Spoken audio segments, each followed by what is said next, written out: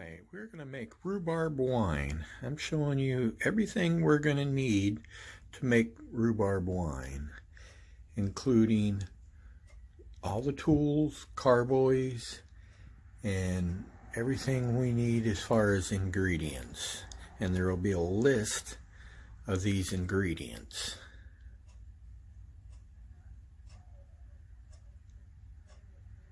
Okay, we got 8 quarts of water coming to a boil.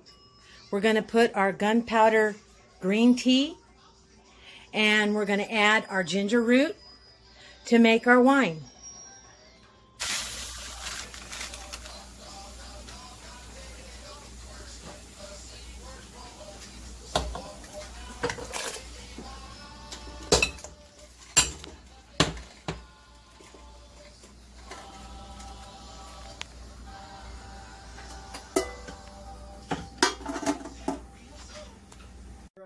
Now pouring the gunpowder tea that I brewed with the ginger root into the carboy.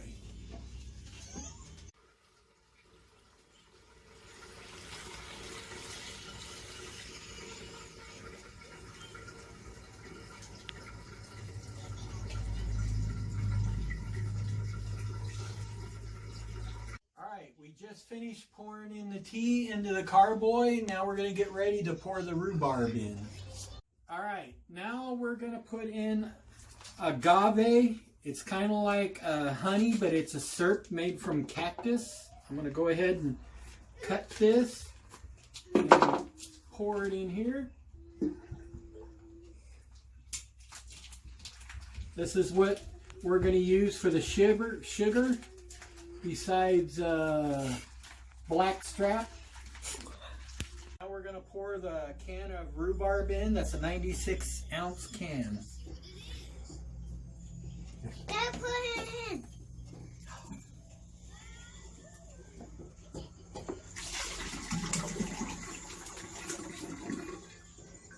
Now we got to put 5 cans of water in here. That's the first can. And I'll be back. There's a couple cans already in there. Now we're going to put in 3 pounds of blackstrap molasses.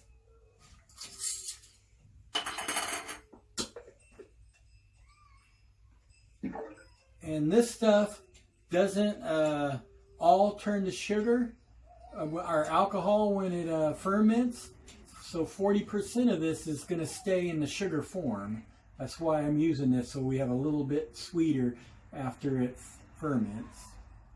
I'm going to have to mix some water in this in a second. Let me put this next one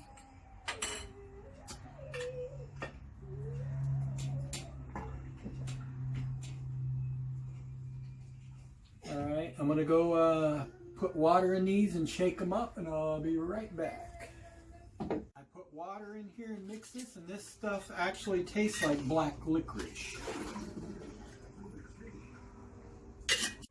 Alright, now I'm going to put the apple juice in. I got 3 cans, 16 ounces of apple juice. That's 1 can.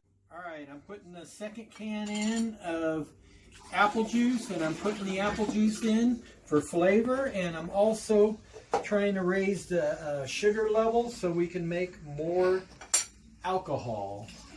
I'm trying to get it at about 12%. I'd be happy with 12%. We'll find out. I checked the gravity, and right now it's about 8%, adding in apple juice. So I'm going to stick 4 cups of sugar, and this sugar dissolves better than regular table sugar. It is corn sugar. I'm going to go ahead and put this in there. Okay, I put the 4 cups of sugar in there. Now I'm going to stir it real quick.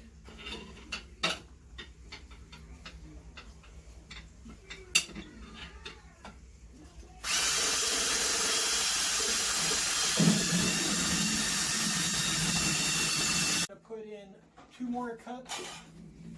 That'll be 6 cups altogether.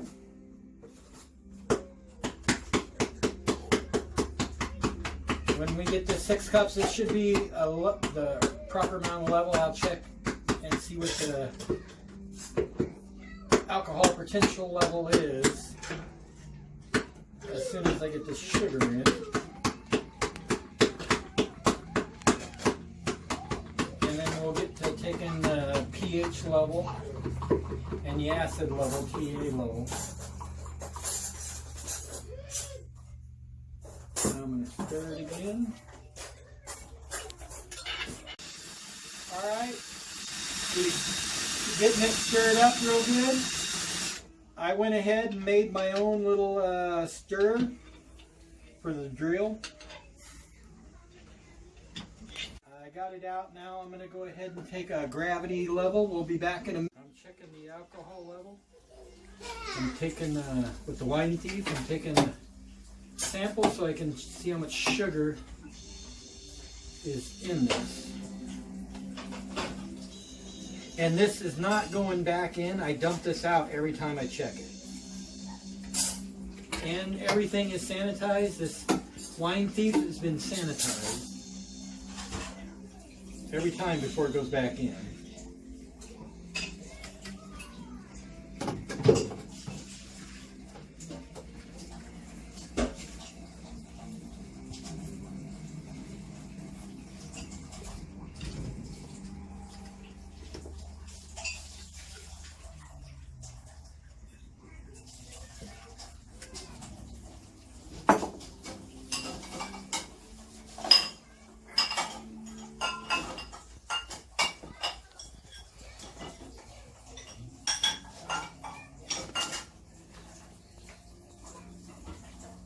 Alright, now you can see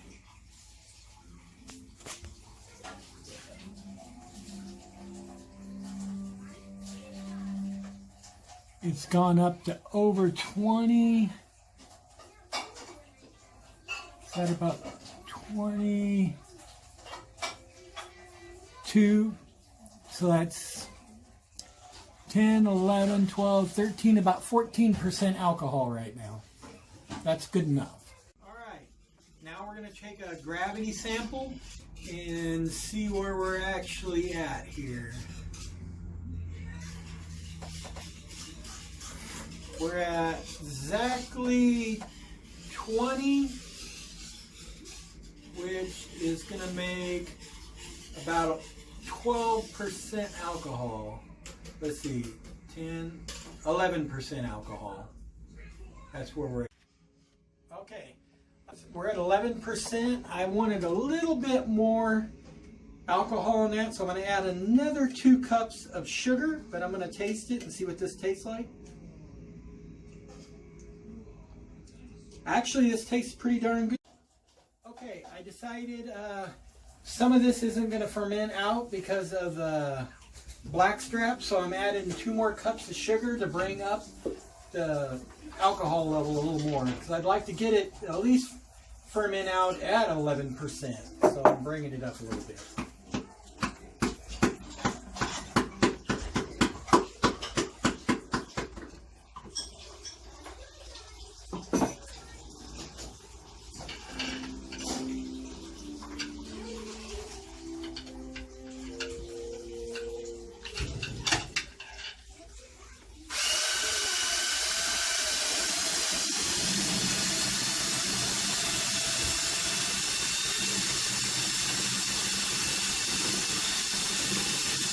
See, that thoroughly stirred all the way through.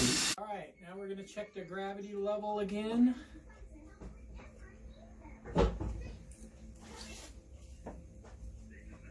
And now we are at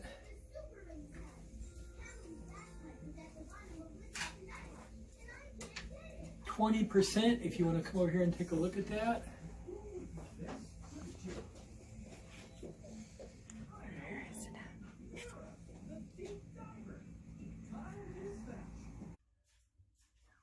Okay, now I'm going to put in the 6 Campton tablets that I've already crushed, and we'll let it set 24 hours. But I'm also going to put some tannin in there. I'm going to put teaspoon of tannin instead of a half. I'm going to make it a little bit more. That's a little less than a teaspoon of the tannin. I'm putting the tannin in because the tannin adds flavor, gives it a more of a dry pucker flavor when you taste it. And this is the peptic enzyme. This breaks down the structure of any kind of fruit, and when you're dealing with rhubarb, it actually has like a fruit. So we're going to take and put 2.5 tablespoons of the enzyme to break down the fruit acid. Breaks down the structure of the fruit. Okay, now we're going to stir this in, and then we'll let it set for 24 hours. And I'm going to take my readings. I'll take my readings in a minute. That's the pH level and the pA level. We already got our sugar level.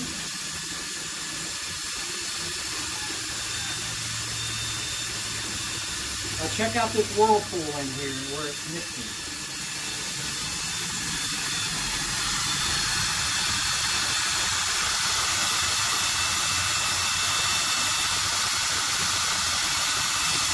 That's well mixed.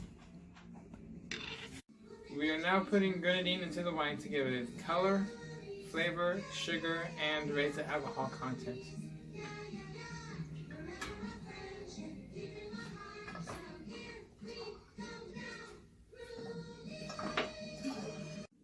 In this next step of the video, we will be adding raisins into the wine. It is acting as a yeast nutrient for the wine. Okay.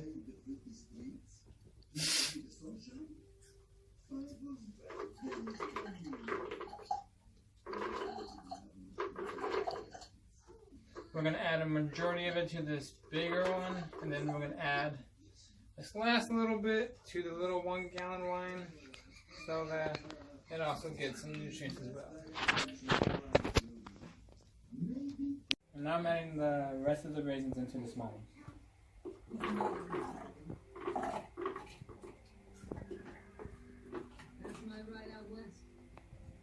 It's coming from flow.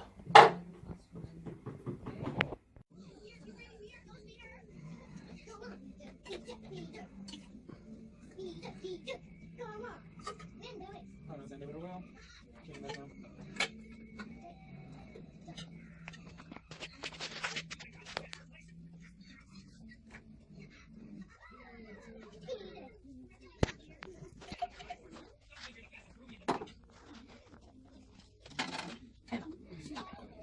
Alright, no, need a little more.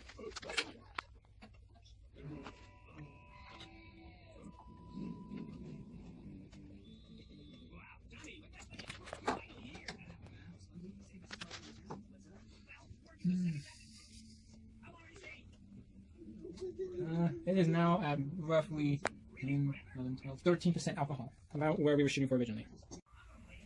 And now I would taste the sample of the wine that we have made so far.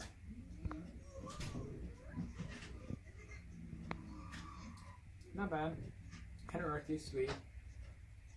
In this next step, we will be adding active dry yeast into the wine to ferment it, to start the fermentation cycle, and to create alcohol. Again, most of this will be going into the larger wine, with a little bit of it going into this little 1 gallon carboy. And I'm going to try to pour the yeast down into the wine, not directly in one spot, but kind of in like a little circle. It's going to be a little kind of hard with this little mouse cowboy.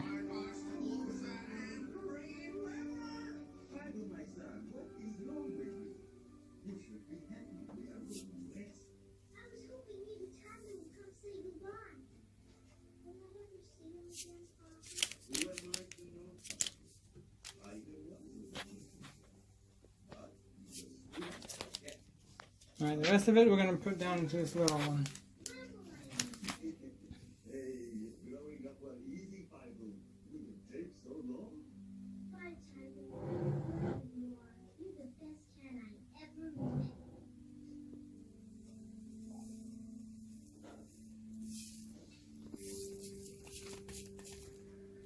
And now we just top them off with these little stoppers that we have we put just simple vodka in here just as a sanitary so nothing gets into the wines. Just top them off, make sure they're nice and airtight. Oop, that was not supposed to happen. Put this one on. And you will start to notice that there will be air bubbles coming up through here. It's perfectly fine.